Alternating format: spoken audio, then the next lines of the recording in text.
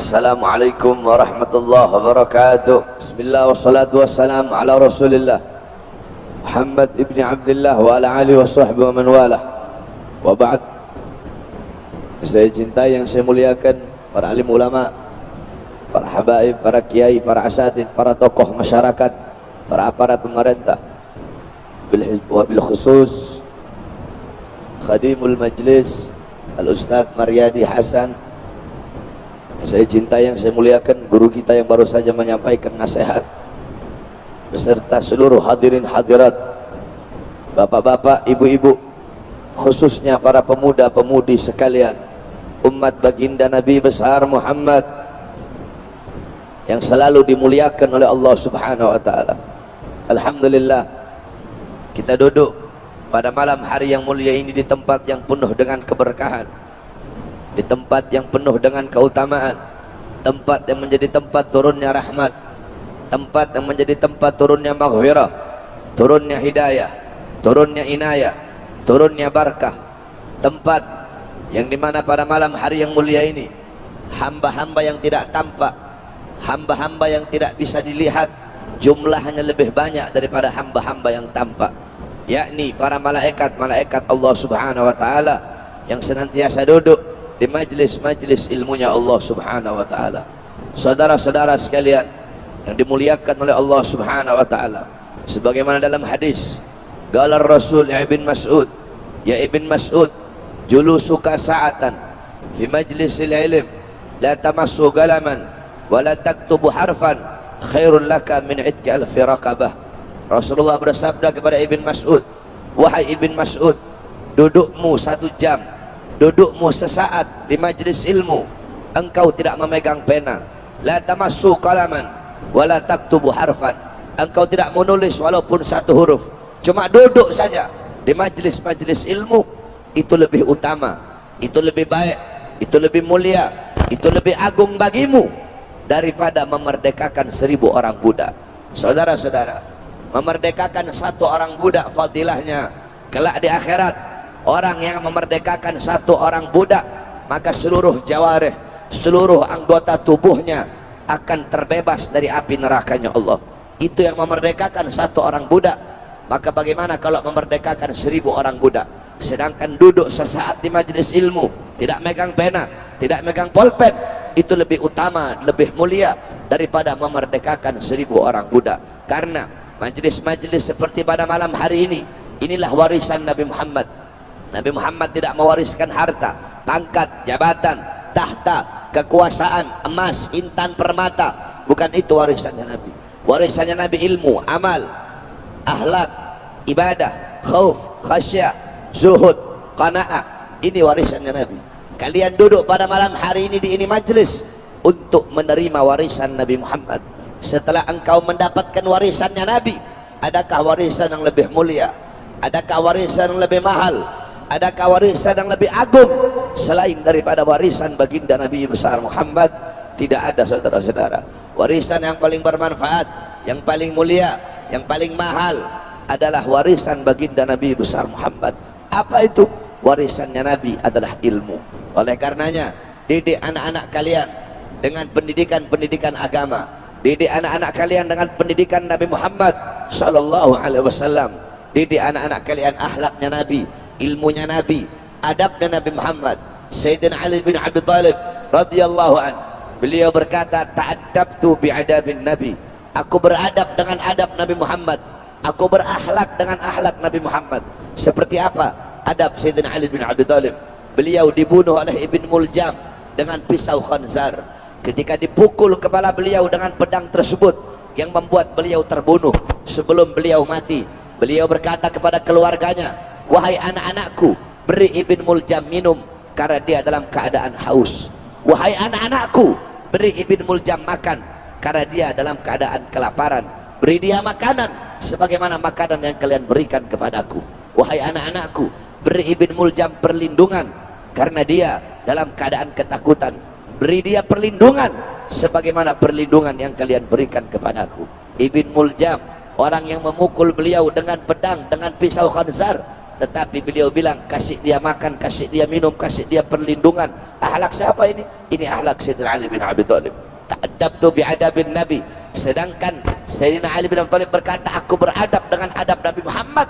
Nabi Muhammad bersabda, adabani Rabbi fa ahsana ta'dibi.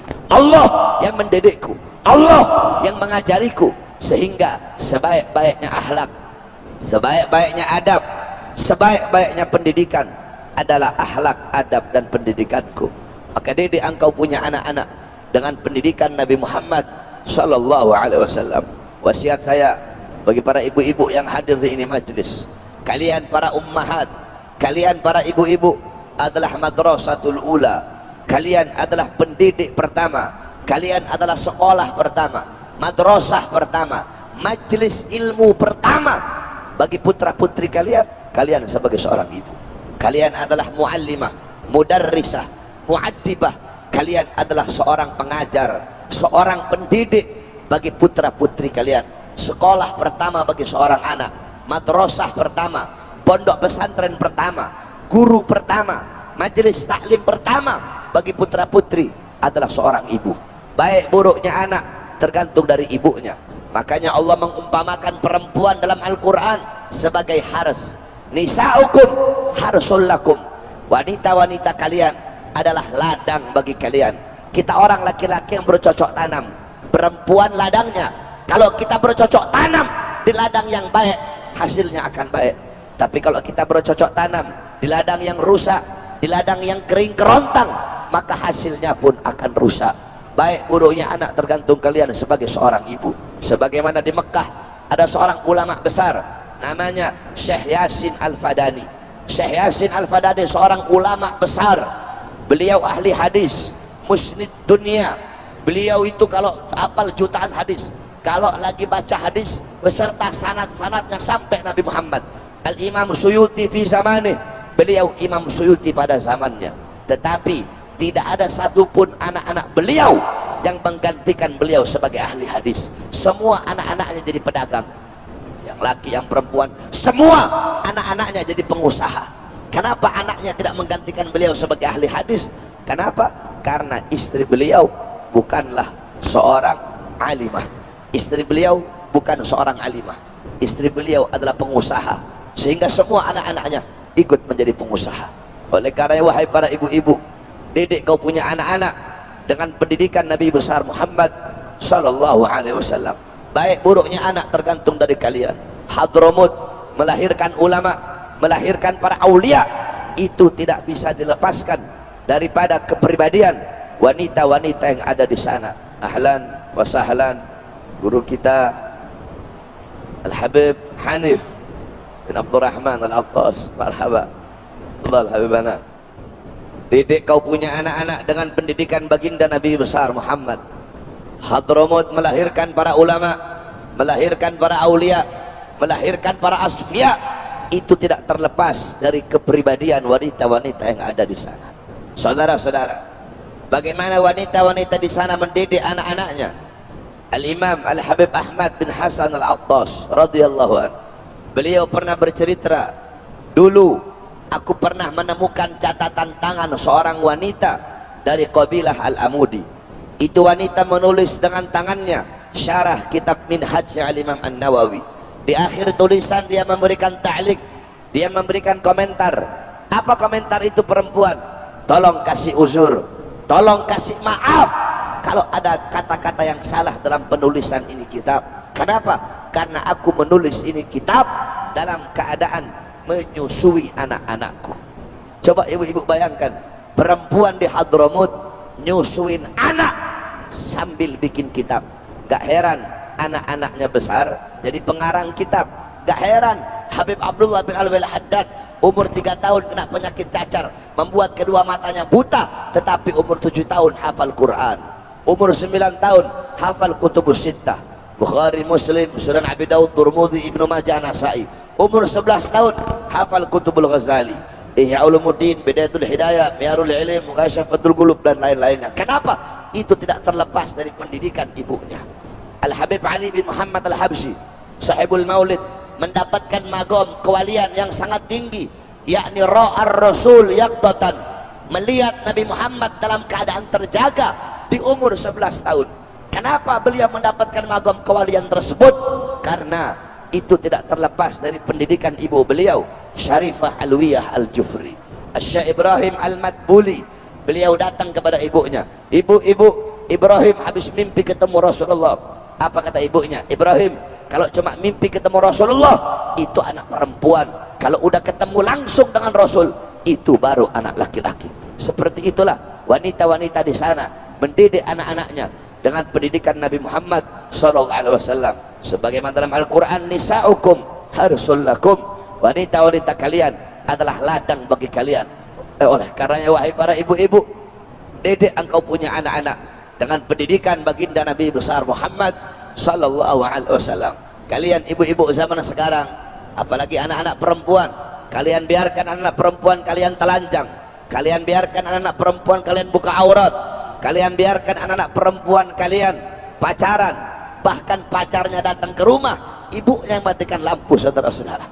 Oleh karenanya jaga anak-anak perempuan kalian. Kalian ibu-ibu zaman sekarang, kalian tahu di mana letak kursi, di mana letak lemari, kalian tahu di mana letak dapur, di mana letak kamar, di mana letak kasur, tetapi kalian tidak tahu di mana letak anak-anak perempuan kalian ketika malam. Intan, emas, permata, berlian, kalian kunci rapat-rapat dalam lemari, tetapi anak-anak perempuan kalian umbar kayak binatang.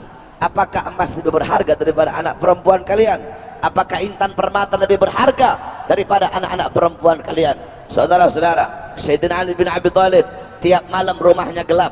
Orang-orang tanya, ya Ali, kamu tidak punya uang buat beli lentera? Aku punya uang buat beli lentera, tapi sengaja aku matikan bila malam agar orang-orang yang lewat depan rumahku tidak bisa melihat walaupun bayangan anak-anak perempuanku. Bayangan anak perempuannya tidak dapat dilihat, apalagi wujud anak-anak perempuannya. Oleh karenanya, wahai para ibu-ibu sekalian yang dimuliakan oleh Allah, jadilah kalian madrasatul ula, muallimah, muaddibah, mudarrisah bagi putra-putri kalian. Mudah-mudahan ibu-ibu yang ada di sini semuanya bisa menjadi pendidik yang baik bagi putra-putrinya, bisa menjadi pengajar yang baik bagi putra-putrinya. Amin, amin ya rabbal alamin. Ini saja yang dapat saya sampaikan, kurang lebihnya saya mohon maaf karena tidak bisa lama. Malam hari ini saya ada 10 tempat, ini tempat yang kedua, masih ada 8 lagi, akan diteruskan oleh guru kita yang mulia Al-Habib Hanif Ibn Abdurrahman Al-Attas. Ini saja dapat saya sampaikan, kurang lebihnya saya mohon maaf. Wal afu minkum, wassalamualaikum warahmatullahi wabarakatuh.